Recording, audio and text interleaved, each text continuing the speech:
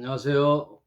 오늘 5월 마지막 주 주일 방송 예배를 드리겠습니다. 방송 시작하기 전에도 말씀드렸지만 우리 김진구 집사님, 박 집사님, 우리 주신이, 윤영이 이렇게 참여해 주셔서 감사드려요. 하나님의 크신 축복이 두 가정 위에 임하기를 주의 종으로서 간절히 축복하고 기도드립니다. 5월 마지막 주 방송 시작하겠습니다. 통독 시작한 지 꽤 시간이 흘러 지금 이제 시편을 살펴보고 있습니다. 시편은 하나님께 올려드리는 시요, 성전에서 하나님께 올려드리는 노래요, 찬양이요, 시죠.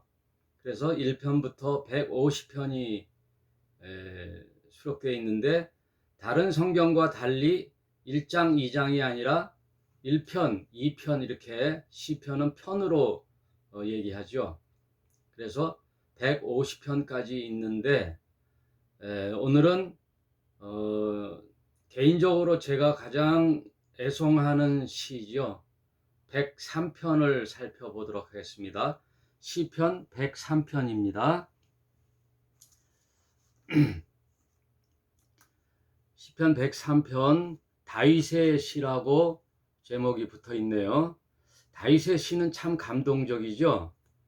왜냐하면 다윗의 삶을 알기 때문이죠. 여러분, 어떠한 말이나 노래도 더욱 감동이 되는 것은 스토리텔링이 있어야 돼요. 예를 들어 오디션에 한 무명의 젊은이가 노래를 부르는데 자기 이야기를 하는 거예요. 부모님으로부터 어떠한 사정이 있었는지 버림을 받아가지고 고아원에 전전하다가 어릴 때부터 중국집 배달원, 무슨 가스 배달원 뭐 이렇게 어려운 일을 전전하다가 자기의 재능이 성악에 있는 것을 발견하고 오디션에 나와서 성악을 부르는 거예요. 그런데 그때 그 청년이 그냥 아무 그런 스토리텔링 없이 노래를 부르면은 그 감동이 한 3분의 2뿐이 안 되죠. 그 청년이 왜 이런 그 노래를 하는가 하고 그 사람의 이야기를 들었을 때 그 노래는 더욱더 감동으로 다가오지요. 그게 이제 스토리텔링인데, 다윗이 그래요. 다윗의 평생의 일생을 우리가 성경을 통해서 알잖아요. 어린 시절과 온갖 이제 순환을 겪고 골리앗과의 싸움과 그리고부터 시기를 받았던 그 사울왕의 시기로부터 도망 다녔던 망명의 생활, 이런 것들, 그리고 왕으로 등극했지만 또 수렁에도 빠지기도 하고 셋째 아들 그 압살롬에 의하여 또 도망을 다녔어요. 이게 쿠데타가 일어나서. 그런 질곡의 인생을 살았던 다윗이 그때그때마다 하나님께 올려드리는 신앙의 간증과 같은 시를 읽으면 참 감동이 되죠. 103편도 우리 다윗의 시입니다. 103편 읽어보겠습니다. 내 영혼아 여호와를 송축하라. 내 속에 있는 것들아 다 그 성호를 송축하라. 내 영혼아 여호와를 송축하며 그 모든 은택을 잊지 말지어다. 이렇게 이제 시작되죠. 여기서 보면은 송축하다는 말은 찬양하고 그 이름을 높이다는 뜻인데, 어떤 성호를 송축하라는 건데, 하나님을 송축하는데 우리의 하나님은 이름이 있지요, 여러분. 우리가 보통 아버지 하면은 뭐 만인의 아버지지요. 누구의 아버지, 누구의 아버지. 그러나 각자의 자신을 이 세상에 출생케 하신 부모님의 이름을 알잖아요. 그래서 예전부터 교육을 받기를 아버지 이름이 뭐냐고 이렇게 여쭤보면은 개인적으로 저희 아버지의 성함은 이성동 씨예요. 근데 이성동 씨입니다 하면은 못 배운 자식이죠. 버르장머리 없다고, 교육 못 받았다고, 가정교육 못 받았다고 혼났어요. 그러니까 아버지의 이름은 어떻게 했어요? 예, 이자, 성자, 동자 되십니다. 이렇게 아버지 이름을 함부로 이렇게 안 불렀듯이. 그러나 아버지의 이름이 있잖아. 이성동이라는 아버지의 각자 사람마다 자신의 아버지가 있어요. 근데 우리 신자는 하나님, 우리가 기도할 때 하나님하고 이제 다 통용되지만 세상에도 위급한 일이 당할 때 그 사람이 불교 신자든 기독교 신자든, 예? 이슬람 뭐 관계없이 그냥 아이고 하나님, 아이고 신이시여 이러잖아요. 아이고 신이시여. 또 신의 가호가 있기를, 그러면은 뭐 아무 신앙과 관계없이 어떤 그 신을, 이 세상에 어떤 절대적인 존재가 있다면, 만약에 이 세상이 어떤 신이 운행한다면 그 신의 이름으로 신이여 하고 부르는 거잖아요. 그 신은 아무 이름도 모르는 거죠. 그래가지고 여러분, 그 종교 그 연합 운동이라 그래가지고 WCC 이런 운동에 보면요, 각 세계의 종교 단체의 대표들이 다 모여요. 다 모여가지고 공동의 기도문을 읽어요. 그리고 쭉 읽은 다음에 뭐라고 끝에 얘기하냐면 붓다와 마호멧과 예수의 이름으로 기원합니다. 이렇게 또 하는 걸 들어왔어요. 그러니까 그냥 다 통합해서 하는 거죠. 그리고 대체로 믿지 않는 사람들은 신이 있다라는 또 두려움도 있죠. 예, 어떤 신한테 벌 받을 것 같아. 너 그렇게 나쁜 짓 하면은 나중에 벌 받아 하고 할 때 어떤 그 막연한 신, 그런 신이 아니에요. 지금 103편에서 얘기하는 우리의 신의 이름이 있어요. 저와 여러분이 믿는 기독교 신자로서의 하나님의 성호가 있다고요. 이름. 그의 이름은 히브리식 발음으로 전에도 말씀드렸죠. 야훼. 여러분 한번 아버지 하나님의 이름이 있어요. 야훼. 야훼라 그래요. 그 야훼를 우리 한글로 이렇게 번역할 때 여호와 이렇게 번역하는 거예요. 원래 예수님도 예수가 아니죠. 그 원어의 발음에는 예수스예요. 예수스. 그래서 구약의 여호와 플러스 호세아가 여호수아예요. 여호와 플러스 호세아. 그리고 그 여호수아가 이렇게 이제 신약적 발음에는 예수스 이렇게 되는 거예요. 그래서 그 예수의 이름 안에는 여호와의 이름이 있는 거예요. 예. 만인 그 백성을 죄로부터 구원할 자의 이름, 그게 예수죠. 그 예수의 원어적 발음은 예수스예요. 근데 영어식 발음은 지저스죠. 지저스. 우리 한글 번역으로는 예수. 그렇듯이 우리 하나님 아버지의 이름이 있어요. 아버지의 이름이 여호와죠. 2절에 내 영혼아 여호와를 송축하며 그 모든 은택을 잊지 말지어다.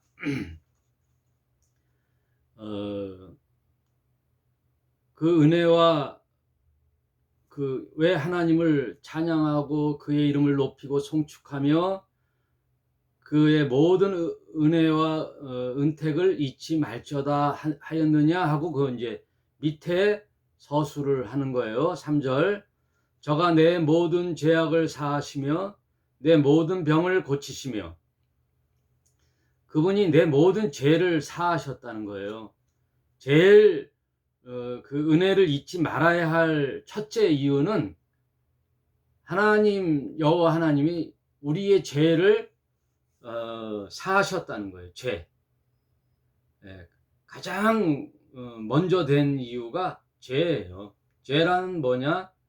하나님과 우리가 멀어진 거예요. 하나님과 우리가 단절된 거예요. 그래서 아담이 하나님과 교제하는 에덴 동산에서 떠나간 거예요. 추방당했죠. 그걸 실낙원 했죠. 왜 추방됐느냐? 하나님이 그를 왜 에덴에 못 들어오게 하셨느냐? 거기에는 생명나무가 있어요. 선악을 알게 하는 나무뿐만 아니라 동산 중앙에는 선악과 나무와 생명나무 열매가 있거든요. 그런데 선악을 알게 하는 나무는 하나님이 먹지 말라 하는 그 죄를 범하는 나무요. 옆에 있는 생명나무는 먹으면 영생을 하는 나무이니까 선악을 따먹은 아담과 하와가 범죄한 채 영생의 나무의 열매를 따먹으면 어떻게 돼요? 큰일 나는 거죠. 여러분, 죄를 진 채 영생을 하는 거예요. 그러면 어떻게 되는 거예요? 예를 들어 치매를 앓거나 중병에 앓고서는 200살을 살아보세요. 우리와 현실적으로 120세를 치매 걸린 상태로 살아보세요. 그게 축복인가요? 아니죠. 내가 심한 병에 걸렸는데 죽지도 않고 오래 살다 그러면 본인도 괴롭고 병수발하는 자녀들도 괴롭잖아요. 예, 어떻게 되는 게 좋겠어요? 건강한 모습으로 건전한 생각으로 오래 사는 게 복이 되겠죠. 하나님 그걸 염려하셔서 선악을 따먹은 아담과 하와가 범죄한 채 생명나무 열매를 따먹을까봐 거기서 추방한 실낙원한 상태에서 두루 그 에덴 동산을 지키는 화영검으로 지켰다 그랬잖아요. 거기를 들어오지 못하게 지킨 거예요. 근데 그걸 언제 허락하죠? 그 생명나무는 예수를 뜻하는 거예요. 예수께서 내 살과 피를 마셔라. 그러면 너희가 영생한다는 말은 진짜 살과 피가 아니라 그 메타포, 은유적인 표현이죠. 그 생명나무 열매가 무슨 사과니 배니 그런 게 아니에요. 메타포죠. 예수 그리스도를 상징하는 거예요. 그러니까 예수 그리스도를 믿고 그분이 말씀하신 말씀을 먹고 살면 영생하는 거예요. 그래서 우리는 실낙원 에덴 동산에서 쫓겨난 것을 소실했다 할 때 실 있죠. 소실 없어졌다. 그런 걸 실낙원 낙원을 소실했다. 근데 복낙원 예수를 믿으면 다시 복낙원 되는 거예요. 복낙원 낙원을 다시 회복하는 거예요. 그래서 예수님이 이 땅에 오셔서 다시 그의 나라인 새 에덴 동산을 통치하실 때에는 그건 계시록에 나오잖아요. 새 에덴 동산을 통치할 때에는 우리는 예수 그리스도와 함께 같이 이제 교제를 하는 복낙원이 되는 거예요. 복낙원은 천국이 아니에요. 여러분 이제 계시록 공부했죠? 이 땅에 다시 한번 에덴 동산과 같은 천년의 왕국이 회복돼요. 그게 복낙원이에요. 복낙원 했다가 예수 그리스도가 이 땅에서 그의 나라 왕으로 오실 거 아니에요. 예수님이 왕이시니까 그의 나라를 이 땅에 회복시키고 왜? 예수님이 후 아담이잖아요. 실낙원 했던 아담을 다시 회복시키는 후 아담이신 예수님이 이 땅에 오셔서 그의 나라와 그의 땅에 재림하셔서 왕으로 통치하는 기간이 있다고요. 그게 언제라고요? 천년 왕국의 시대. 그 시대가 복낙원이에요. 에덴과 같이 다시 회복되죠. 그의 나라 그때는 어떻게 된다는 거 이사야서에 얘기했듯이 예, 독사굴에 아이가 손을 놓고 장난을 해도 물지 않고 여러분 독사가 굴에 살잖아요. 이렇게 구덩이에. 그런데 손을 넣으면 어떻게 해요? 독사 물으면 죽잖아요. 근데 어린아이가 독사굴에 손을 넣는 거죠. 그래도 물지 않아요. 이것도 메타포예요. 진짜 독사가 안 문다는 뜻이 아니라 그런 세상, 어린 양과 사자가 함께 뒹구는, 사자가 어린 양을 잡아먹지 어떻게 뒹굴어요. 이건 뭐냐면 무슨 누가 강자와 약자가 없다는 거예요. 이 세상은 평화로운 거예요. 평화로움을 상징하는 메타포, 예표. 이사야가 그렇게 예언을 하셨어요. 예. 어린 양과 사자가 함께 뒹구는 참 사랑과 기쁨의 그 나라가 속히 올 것이다. 그의 노래는 어떤 걸 기대하면서 한 거예요? 예. 예수님의 복락원, 예수님이 통치하는 천년왕국의 시대가 이 땅에 반드시 실현하는 거죠. 주기도문에서도 하나님의 나라가 이 땅에 임하기를 원합니다.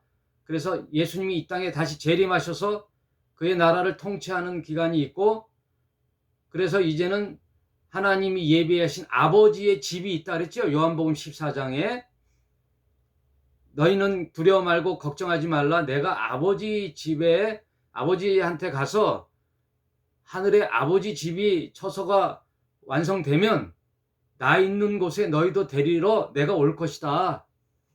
기다려라. 그게 재림의 때죠. 그래서 천년왕국을 지난 다음에 모든 믿는 자를 아버지의 나라로 가서 새 하늘과 새 땅에 영원히 사는 영생의 삶을 사는 게 천국이죠. 거기가 말하자면은 천국도 이중적 의미가 있죠.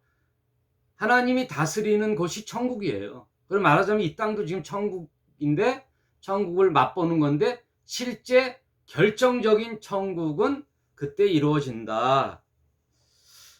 여기까지 어떻게 이제 이해가 되시나요? 되시죠? 예. 이게 성경 전체의 컨셉이에요. 첫째로 우리가 그것에 대한 하나님과 다시 회복되는 구원, 이게 죄를 사하셨다라는 거예요. 죄라는 것은 하나님과 내가 이제 단절됐다라는 의미예요. 근데 단절이 다시 예수님으로부터 연결됐다라는 거예요. 그게 구원이에요. 그러니 죄가 사하셨다는 거죠. 그리고 내 모든 병을 고치시며, 뭐 예수 믿으면 병이 나, 이 말도 옳은 말이기도 하지만 또 병 고침을 받기 위하여 또 예수 믿고 이런 건 아니죠. 자연히 신앙생활하면 어때요? 여러분, 신앙생활하면요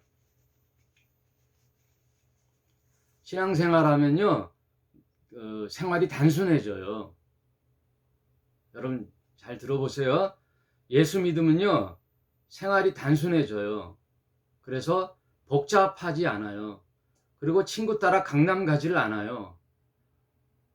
예, 그래서 친구 따라 여기 끼우 저기 끼우 뭐 재미난 일 없나, 뭐 쾌락적인 일이 없나 이렇게 쏘다니지는 않는다고요. 쉽게 싸돌아다니지 않는다는 거예요. 그럼 신앙생활하면 단순해지면서도 양심에 캥기는 그런 일을 안 하죠. 그리고 거룩한 삶을 살지요. 그러면서 가정을 소중하게 여기죠. 내 아내와 남편을 소중하게 여기고 자녀를 소중하게 여기죠. 그리고 타인에 대하여 배려심도 있고 사랑을 하게 되며 감사하는 생활을 하죠. 감사하면요 병이 나요. 네. 스트레스가 이제 줄어들면서 생활이 단순해지면서 복잡하지가 않아요. 인간관계가 복잡하지가 않아요. 왜? 감사한데 뭐 그러려니 하죠. 그러니까 정말 신앙생활로 깊이 들어가면요, 참 단순하면서 마음에 평화가 찾아오면요, 많은 병이 나요. 그런 의미예요. 내 모든을 고치시며 내 생명을 파멸해서 구속하시고. 우리가 예수님을 몰랐으면 어떻게 해요? 뭐 도덕적으로 이 세상에 뭐 아무 나쁜 짓 안 하고 잘 살 수 있다라는 그런 의미가 아니라, 결국 우리가 예수를 모르면 파멸로 가는 거거든요. 왜요? 우리는 본질상 진노의 자식이잖아요. 너희 아비 거짓의 아비의 자식이었거든요. 그리고 우리가 존재 자체가 바뀌었는데, 예수를 모르고 하나님을 모르면 우리는 그냥 파멸로 가는 거예요. 지금 아무 일 안 일어난 것 같아도 우리는 곧 폭포수 낭떠러지에 전몰시키는 배를 타고 가는 격과 같은 거죠. 그런데 그 파멸에서 우리를 구속하시고 인자와 긍휼로 관을 씌우시며, 우리를 하나님의 그 인자하심과 용서하심에, 긍휼하심에 우리에게 관을 씌우는 거예요. 우리가 잘나서가 아니라 하나님의 은혜로 관을 씌우시는 거죠. 좋은 것으로 내 소원을 만족해 하사 내 청춘으로 독수리같이 새롭게 하시는도다. 그래서 우리가 새 사람이 되잖아요. 그러면 정말 새 삶이 열리는 거예요. 예. 우리가 처음 이제 거듭난 삶을 살잖아요. 그러면 뭐 세상이 다 아름답죠. 여인이 서로 사랑만 해도 그렇잖아요. 그래서 임신한 여자 처녀와 사랑하는 자는 거짓말을 못한다, 속일 수가 없다.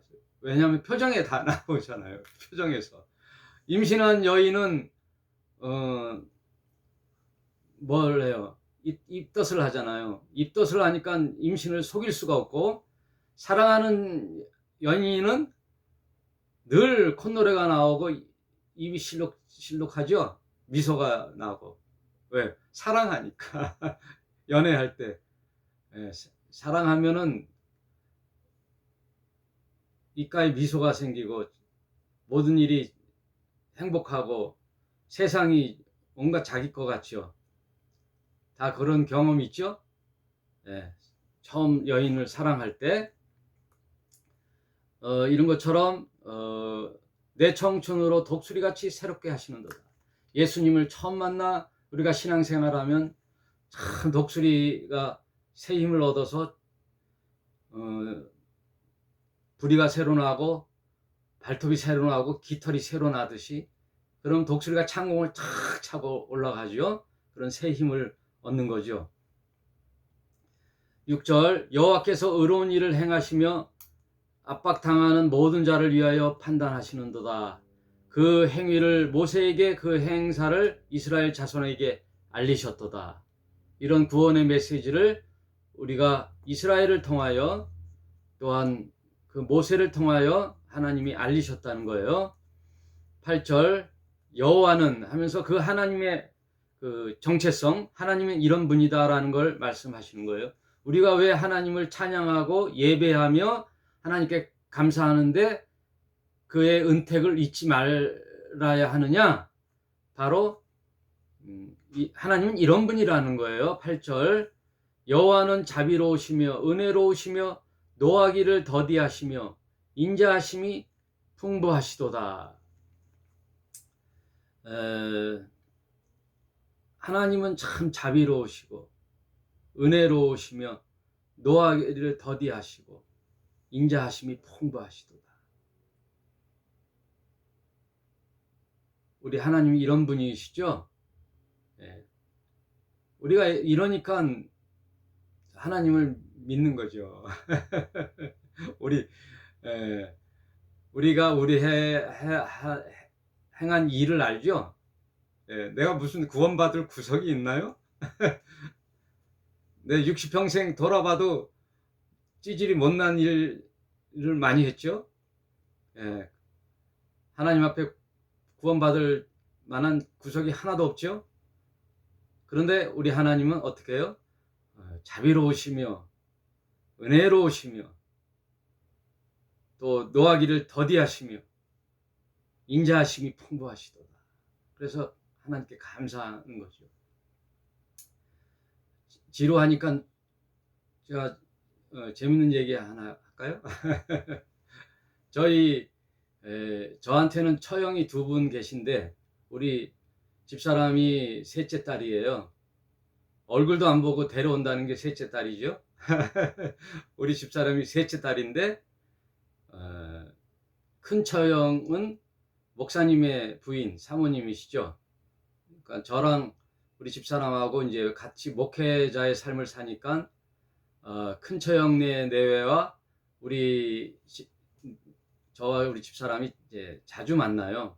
일주일에 한 번 정도 만나서 식사하고 저희 집도 오고 저희가 가기도 하고 또 외출해서 같이 외식도 하고 하면서 교제를 자주 해요. 그리고 우리 장모님이 돌아가셨기 때문에 우리 집사람은 큰언니가 친정같이 여겨서 큰언니를 굉장히 좋아해요. 큰언니를 잘 따르고 어릴 때부터 우리 장인은 우리 집사람 초등학교 때 돌아가시고 우리 장모님이 이제 일찍 풍을 맞으셔서 오른팔이 쓸 수가 없어서 왼손으로 모든 것을 잘해요. 근데 잘하셔요. 왼손으로 밥도 하시고 빨래도 하시고 이렇게 아주 강인하신 분인데 아무래도 불편하시니까 맏딸이 가장 노릇을 했거든요. 그래서 어릴 때부터 큰언니를 많이 의지하고 지금도 이제 장모님 돌아가시고 이제 큰언니가 친정처럼 지내는데 그 얘기 하려고 하는 게 아니라 우리 처형이 사모님이다 보니까 늘 감사함이 그 입에 붙었어요. 감사합니다. 뭐 밥 하다가도 주여 감사합니다. 빨래 하다가도 주여 감사합니다. 설거지 하다가도 주여 감사합니다. 예? 뭐 하다가도 주여 감사합니다. 뭐 아무것도 안 했는데 갑자기 주여 감사합니다. 감사합니다가 붙었어. 그래가지고 우리 집사람하고 제가 이제 우스갯소리로 이제 하루 이제 오랜 시간 같이 있을 경우가 있었어요. 그래서 내가 여보 우리 처형 감사합니다 한번 몇 번이나 하고 세워볼까? 그랬더니 에이 그걸 왜 세냐고 뭐라 그러는데 이제 제가 세워봤어요. 속으로 한 번, 2번 대략 한 100번 계속 감사합니다 하니까 딱 100번이 아니라 그렇게 많이 한다는 뜻이죠. 감사합니다. 그런데 어떨 때는 제가 귀에 거실릴 때도 있어요. 너무 감사합니다 하니까 감사합니다. 근데 사실 저는 하루 종일 주여 감사합니다 한 번도 안 할 때도 있어요. 물론 하나님 감사합니다 할 때도 있지만 안 할 때도 많다고요. 네.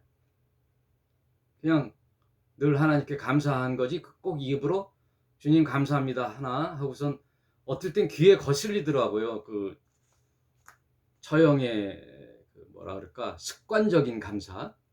근데 이제 처형은 진심으로 어떠한 그 감사를 표하겠죠. 네. 그래서 어떨 땐 처형한테 기분 나쁘지 않은 선에서 얘기할까라고도 조심스럽게 한번 비춘 적도 있어요. 그 감사합니다라는 말을 너무 남발하니까 진정 감사함이 희석된다. 근데 우리 처형하고 제가 너무 친하니까 이제 기분 나쁘지 않은 선에서 예의를 지키면 이제 얘기를 했어요. 그런데요, 엊그저께 제가 하나님 말씀을 읽는데 깨우침이 있었어요. 우리 처형에 대해서. 그래서 처형께 죄송한 마음이 들더라고요. 어떤 성경 말씀이냐? 로마서 14장 한번 읽어보겠습니다. 여러분, 로마서 시편은 잠시 이렇게 볼펜으로 띄워두고요. 로마서 14장 여러분 오늘 이 말씀 참 소중하니까 같이 동참해서 생각 좀 해보십시다.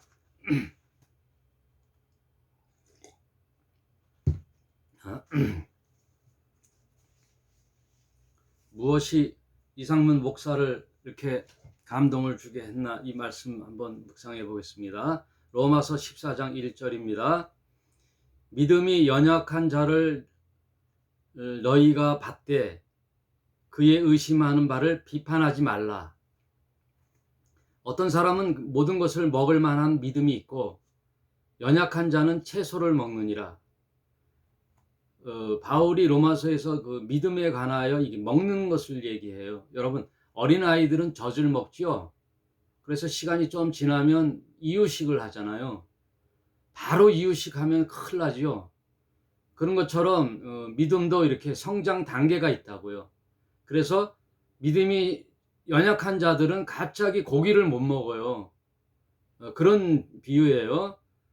그런데 고기를 먹을 수 있는 믿음이 성장한 사람이 믿음 없는 연약한 자들을 비판하지 말라는 거예요. 넌 아직도 그 젖을 먹냐? 넌 아직도 이유식을 먹냐? 고기를 먹어야지라고 비판하지 말고 바라보는데 3절 먹는 자는 먹지 아니한 자를 업신 여기지 말고. 이 문제가 왜 또 나왔냐면은 그 당시 예수님 당시 그 로마에는 그 제사 우상을 드리는 제단이 많잖아요. 그러면 거기 때는 돼지고기도 올려놓고 우상 제물을 올려놓고 제를 드린 다음에 거기서 먹기도 하고 그것을 시장에 갖다 팔기도 해요.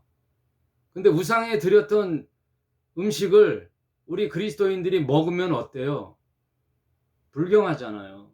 그런 의미에서 왜 우상에 드렸던 음식을 먹냐 하고 비판하던 자들에 대하여 사도 바울이 이런 말씀을 하는 거예요. 그러니까 먹는 거에 대해서 너희가 비판하지 말라.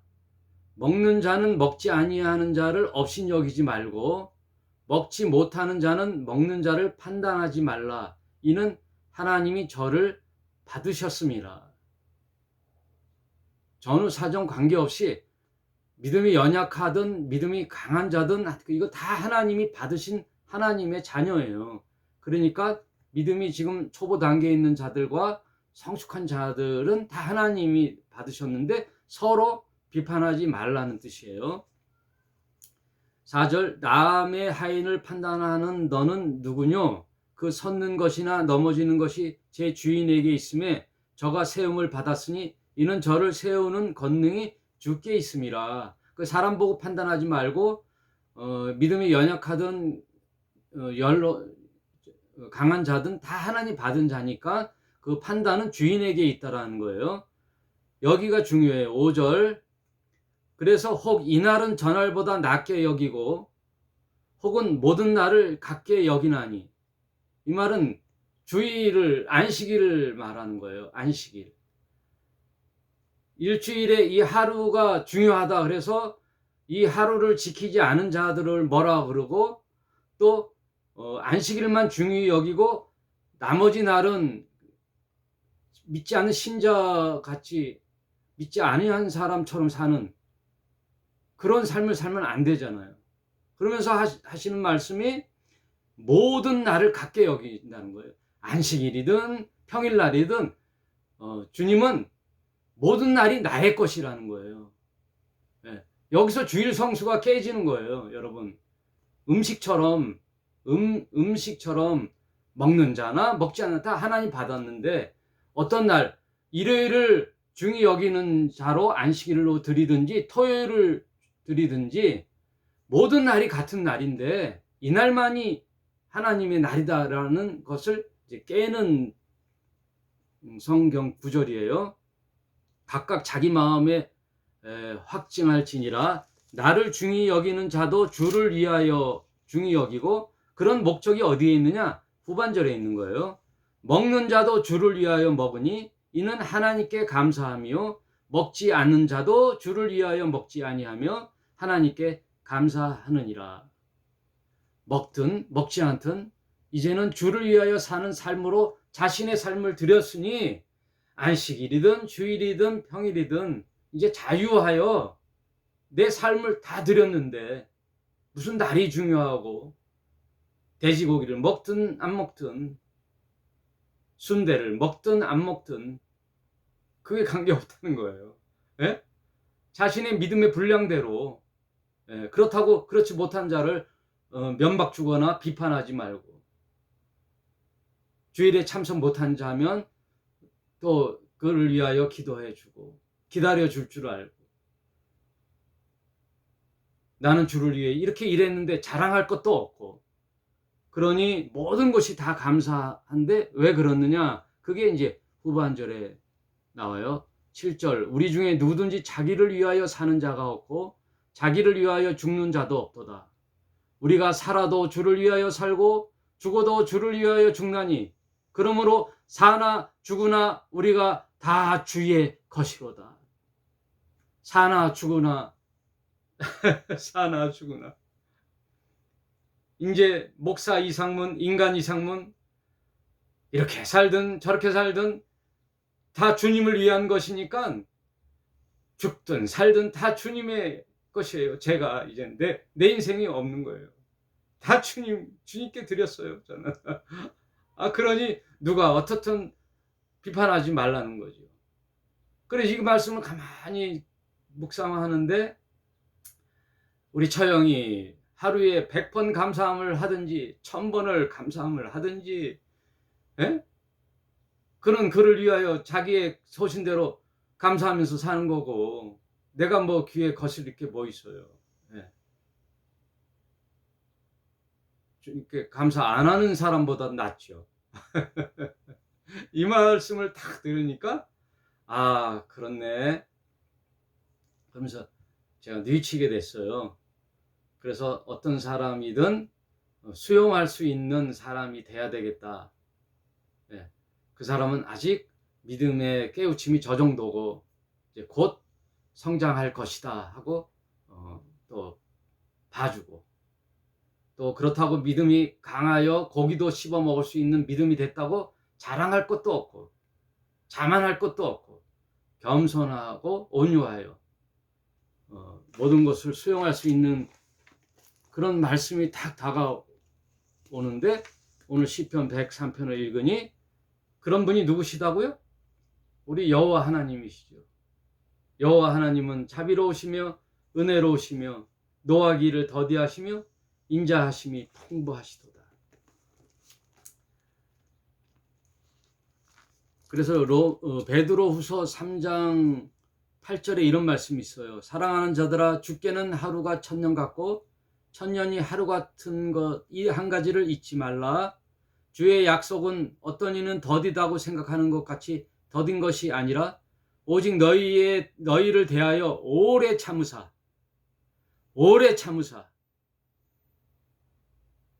보통 믿는 사람이 그렇잖아요. 아니, 예수님이 초대교회 때부터 곧 오신다, 예수님 곧 오신다. 왜 안 오셔요? 2000년이 지났는데.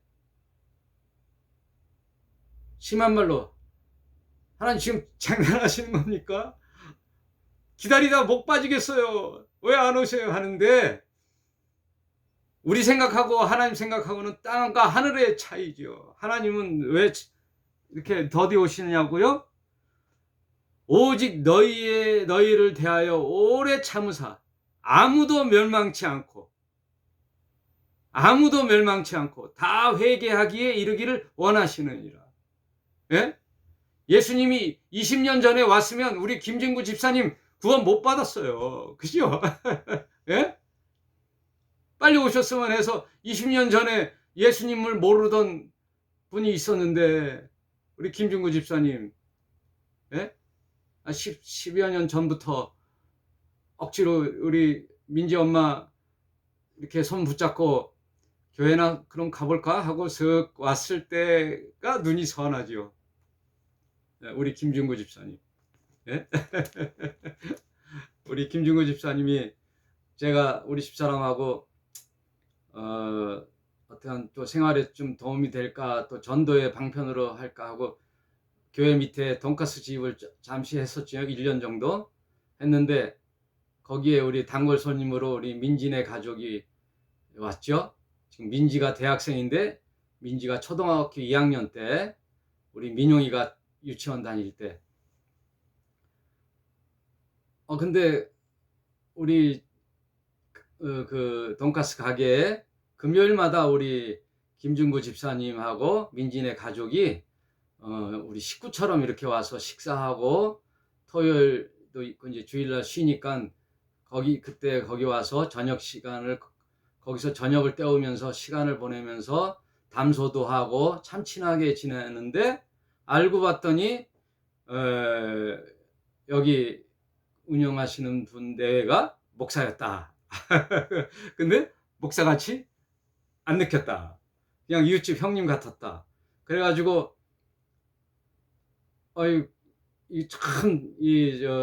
육개장이나 된장찌개, 김치찌개, 우리 김중근 집사님이 참치 넣고 하는 김치찌개를 참 좋아하시는데 우리 집사람이 그걸 끓여주니까 참 맛있다고 하니까, 우리 집사람이 참, 저는 우리 집사람하고 틀린 게, 목사가 교회 좀 나오라고 해야 되는데 저는 그런 말을 못 하겠더라고요. 자원해서 나오면 몰라도. 근데 우리 집사람이 우리 교회 오면은 이거 매일 끓여줄 수 있다고 딱 하니까, 우리 김준구 집사님이 그래요? 그러더니 정말 그 주일날 저는 생각도 못했어요.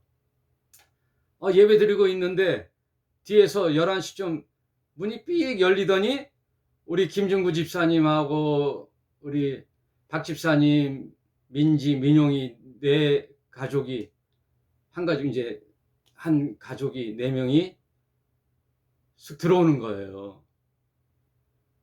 그때 속으로 제가 주여 감사합니다 하고 눈물 흘렸거든요. 왜요? 너무나 연약한 상태여서.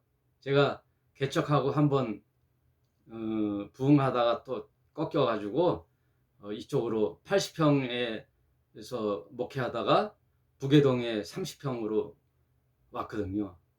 그 30평도 그 안에 사택을 넣고 해서 참 힘들게 목회를 할 때, 우리 민지네 가족이 왔을 때 정말 저는 힘이 됐어요.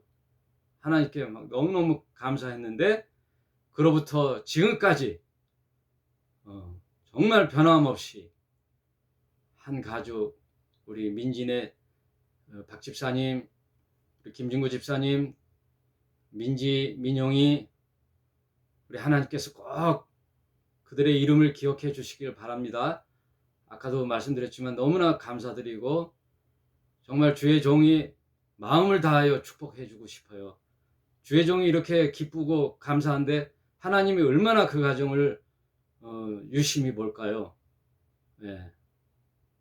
우리 김준구 집사님 가정 영원히 하나님이 붙들어 주시고 축복해 주시고, 그 자손 만대까지 우리 민지 또 민용이 앞날까지 하나님이 책임져 주실 줄로 믿습니다. 예. 그 더디 얘기하다가 이게 더디 오는 게 아니에요. 예수님이 참으시는 거예요. 하나님이 참으셔서 아무도 멸망치 않고 다 회개하기에 하나님이 원하시는 거예요. 그 하나님의 깊으신 뜻을 어찌 알리요, 우리 인생들이. 그죠? 9절, 우리 하나님은 항상 경책지 아니하시고 노를 영원히 품지 아니하시는도다. 우리의 죄를 따라 처치하지 아니하시며 우리의 죄악을 따라 갚지 아니하시는도다. 정말 하나님이 우리가 범죄했다고 그것대로 갚아주신다면 이 땅에 남아날 자가 어디 있겠어요. 그러니 우리 하나님은 우리 죄를 따라 처치하지 아니하시고 우리의 죄악을 따라 갚지 아니하시니 이는 하늘이 땅이 높음같이 그의 경외하는 자에게 그 인자하심이 크심이로다. 하나님의 이런 깊은 사랑과 은혜와 자비하심이 많은 사람, 이 세상 모든 사람이 아니에요. 단서가 있어요. 단서가. 뭐예요? 그를 경외하는 자에게 그 인자하심이 크심이로다. 돌이키고 회개하고 주님을 믿기로 하고 이제는 하나님의 자녀로서 살겠습니다 하는 자들에게, 그를 경외하는 자들에게 하나님이 하늘이 땅의 높음같이 그의 경외하는 자들에게 그 인자하심이 크심이로다. 그 말씀이에요. 세상의 모든 악을 행하는 자들, 북한의 그런 들, 그 전쟁을 일삼는 히틀러나 전쟁을 도모했던 자들, 악한 독재자들, 국민들, 백성들을 무참히 수십만을 살해한 자들, 그게 용서가 되겠어요? 악한 자들. 지난 시간에 말씀드렸죠. 다시 한번 말씀드리지만 하나님을 알기 전에는 다 진노 아래에 있는 사탄의 자식들이었다고요. 우리가 너희 아비 마귀의 자식이었다고요. 우리 소속이 바뀐 거예요. 예수 믿음으로 존재가 옮겼다는 거예요. 사망에서 생명으로 옮겼느니라. 골로새서에서. 진노의 자식에서 평화의 자녀로 옮겼느니라. 옛사람에서 새사람으로 옮겼느니라. 신락원에서 복락원으로 옮겼느니라. 영원히 죽을 진노의 자식에서 하나님의 영생을 얻는 자녀로 옮겼느니라. 그래서 보라, 새 피조물이 됐다. 새 사람이 되었도다. 이게 복음이에요. 유앙겔리온, 유앙겔리조, 굿뉴스, 기쁜 소식, 복된 소식. 하나님은 내 죄값을 내 죄대로 처치하지 아니하시고 내 죄를 용서하시고 내 죄를 동에서 서로 옮기시고 내 옛날의 죄를 제대로 처치 아니하시고 예수 믿는 그 하나만으로, 내가 회개하고 돌이켰다는 그거 하나만으로 모든 죄를 관가하셨다, 통과하셨다, 없는 걸로 하셨다 이거예요. 됐어. 없는 걸로. 그래서 은혜라는 거예요. 기독교는 그래서 단 한마디로 은혜예요. 하나님의 은혜. 그래서 차를, 버스를 타고 가다 보면 수많은 교회 이름이 무슨 교회예요? 은혜의 교회, 은혜로 교회, 그 은혜 교회, 은혜의 교회, 은혜와 진리 교회, 은혜가 그렇게 많은 거예요. 그래서 많은 신자의 자녀의 이름이 은혜가 많잖아요. 김은혜, 박은혜. 은혜라는 거예요. 은혜. 은혜입니다. 여러분, 몇 시가 됐어요? 이제 읽으면서 이제 마무리하도록 하겠습니다. 12절, 동이 서에서 먼 것 같이 우리 죄과를 우리에게 멀리 옮기셨도다. 아비가 자식을 불쌍히 여김같이 여호와께서 자기를 경외하는 자를 불쌍히 여기시나니. 우리 자식들은 어때 막 속색일 때는 괘씸하다가도 눈물 뚝뚝 흘리면 어때요? 자식은 못하잖아요. 눈물 뚝 흘리면 어떻게 해요? 가슴이 찢어지잖아요. 우리 자식들, 솔직히 자식들을 위해서 내 목숨 내놓을 수 있죠? 여러분, 이 생각도 해봤어요? 친구를 위하여 내가 대신 죽겠다? 이거는 수만 명에 한 명 있을까 말까 하겠죠. 내가 친구를 위해서 내가 죽겠다, 내가 친한 친구를 위해서 죽는다라는 건 장담 못해요. 근데 자녀를 위하여 내가 대신 무슨 죽을 지경이 이르렀는데 내가 대신 죽을 일이라면 저는 죽을 수 있어요. 자녀들을 위해서는 죽을 수 있어요. 부모님 대부분들이 죽을 수 있잖아요. 자녀를 위하여. 근데 예수님은 뭐라 그러시냐? 간혹 나라를 위해서 의인을 위해서 죽는 이는 덜어 있다. 인간들에게도. 그러나 악한 자들, 죄인을 위하여 죽는 자는 없다. 그러나 예수님은 죄인을 위하여 의인이신 하나님이 죽는 거예요. 그래서 십자가의 죽음이 하나님께 연락이 된 거예요. 죄인을 위하여 죽는 거. 아비가 자식을 불쌍히 여긴같이 하나님은 우리를 자녀 삼으셔서 그냥 그 모든 걸 다 주고 싶은 거예요. 모든 걸 다 주고 싶은 거예요. 아낌없이 우리 자녀들을 위해서 아낌없이 주고 싶죠. 하나님 우리를 그렇게 여기신다는 거예요. 14절 이는 저가 우리의 체질을 아시며 우리가 진토임을 기억하시며 우리 성향을 다 잘 알죠. 우리 애들 우리 큰애는 주신이는 칭찬형이야. 쟤는 막 뭐라 그러면 오히려 이렇게 코가 빠져 있고 의기소침해 있는데 잘한다 너 참 잘한다 칭찬하면 아주 막 효과가 나요. 걔는 또 새 힘을 얻어요. 이렇게 자식을 알아요. 그 성격을. 우리 민지 민용이 성격 알죠? 얘는 어떨 때 하고 어떨 땐 강하게 할 때는 또 강하게 하지만 그 성향을 알듯이 하나님 우리 체질을 아는 거예요. 내가 뭐에 강하고 뭐에 약한지, 뭐를 좋아하고 뭐를 나빠하는지, 뭐를 할 때 실수를 잘하는지, 이거 체질을 아시는 거예요. 그러니 하나님 우리 모든 것을 아시죠? 저가 우리의 체질을 아시고 우리가 진토임을 기억하시는. 우리는 흙으로 만든 그릇이니까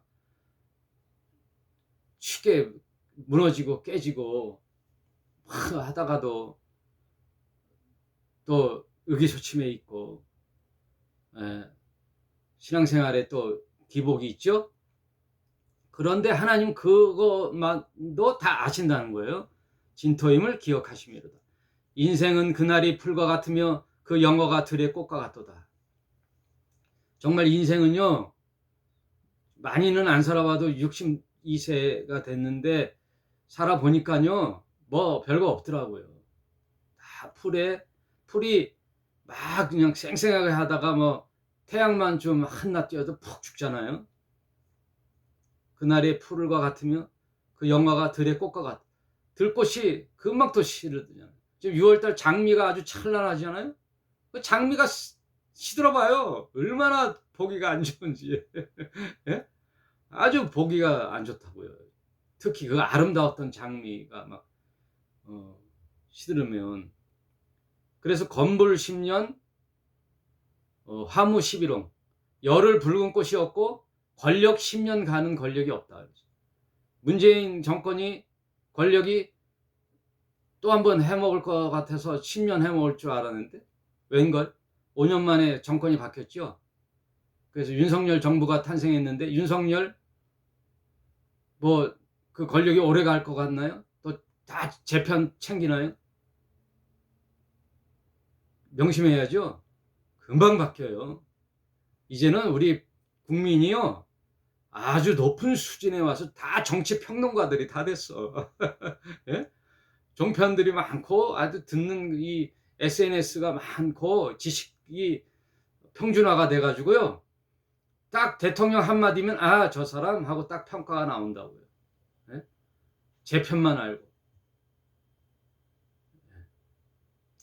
하여튼 다 권력이 국민의 감시 체제로 들어가는 거죠. 이제 6월 1일 지방선거인데 여러분 권력의 힘이 국민에게 오지요. 그리고 모든 권세자는 하나님이 내리시고 역사의 주관자는 하나님이시죠. 아무리 악으로 치닫다가도 도저히 안 되겠다 그러면 하나님이 꺾어버리시는 거예요. 네. 하나님 꺾어버려요. 헤롯 왕이 그랬고 나폴레옹 알렉산더가 그랬고 이또이 히브르미가 그랬고 갑자기 충에 걸려 죽는 거예요. 헤롯은 벌레가 뇌 충에 걸려 죽고 알렉산더는 풍토병에 죽고 이또이 히로빔 다 풍에 걸려 죽는 거예요. 왜냐하면 역사가 위태롭게 되거든요. 인간의 자유의지를 하나님께서 허락하셔서 인류가 인간이 개척하는 대로 두시다가 도저히 하나님의 큰 그림의 섭리 속에 위험한 일을 자행한다. 그럼 하나님이 손을 대는 거예요. 그때는 하나님이 손을 대는 거예요. 인생은 다 그렇게 오래 가는 게 없어요. 풀과 같고 그의 영어가 들의 꽃과 같으니까 우리 지혜로운 오늘 말씀을 듣는 저와 여러분, 영원한 것은 하나님 말씀뿐이 없어요. 하나님 말씀 부여잡는 게 가장 지혜로운 자예요. 하나님 말씀만 부여잡으십시다. 다 이제 먹고 살만 하잖아요. 조금만 내가 노력하면 먹고 사는 데는 지장 없잖아요. 돈을 얼마나 벌어야 이제 만족하겠어요? 그거보다 하나님 말씀을 부여잡는 게 100번, 1000번, 수십만 배 지혜로운 것이다. 정말 옳은 선택이다. 믿으시길 바랍니다. 이 인천 변두리 북해동에 조그만 교회 이상문 목사라 할지라도 믿으시기 바랍니다. 하나님 말씀을 믿고 하나님만 믿는 자들은 정말 지혜로운 자예요. 복된 자예요. 축복받은 분들입니다. 여러분 축복받은 사람들입니다. God blessed you. 우리는 이미 축복받았어요. 과거 완료예요. God blessed you. 과거 완료. 복을 받았으니까 이제 자유하며 모든 날이 같은 날이며 주일 성수 그냥 일요일 모여서 하는 우리의 동의로서 그날이 가장 좋은 날이지 모든 날이 이제는 주의 날이에요. 주의 날 성수 이런 목회자의 어리석은 목회자의 말에 이제 세뇌 당하면 안 돼요. 이제는 모든 자가 정치평론가처럼 모든 자들이 목회자예요. 성경 이 정도는 보잖아요. 이제는 다 이제 귀들이 높아졌죠. 다 분별할 수 있죠. 여러분, 저는 뭐 두렵지가 않아요. 세계 뭐 유명한 대학 교수, 신학 박사, 수만 명 목회자, 제가 자만하고 교만한 게 아니라 성경 해석에 관한 한 저는 자부심을 가져요. 왜요? 본질을 아니까. 성경의 본질을 아니까. 하나님 말씀으로 자유한 거거든요. 그리고 내 인생을 하나님께 다 드렸는데 사나 죽으나 내가 다 주의 것이로는데 뭐에 사로잡히겠어요? 여러분 자유하는 거예요. 예수를 믿는 가장 큰 축복은 자유예요. 자유. 누구에게도 얽매이지 말아요. 목사에게도 얽매이지 말고 어떤 교리에도 얽매이지 말고